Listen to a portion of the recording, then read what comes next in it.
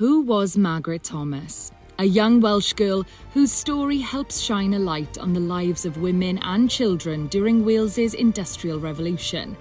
Born around 1825 into a mining family in Blaenafon, little is known about Margaret's life.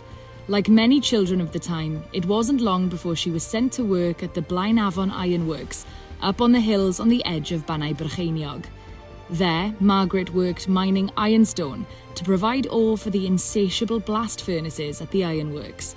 She started in the levels, a job many considered even harder than working on the mine banks above.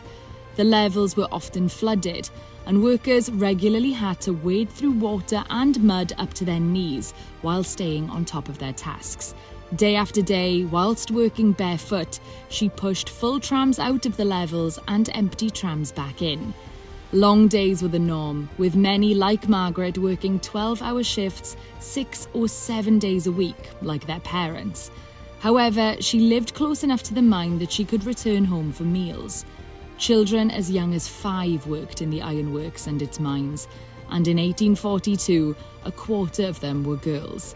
Margaret's experience was like that of many others at that time. Working children were in constant danger from fire or molten metal, poisonous fumes and heavy machinery.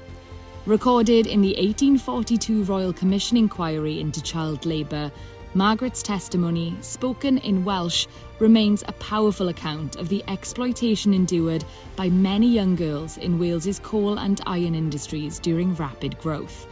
Her story deserves to be remembered. Visit Blaenafon Ironworks to discover more about Margaret's experience and those of the other women and children who helped shape industrial Wales.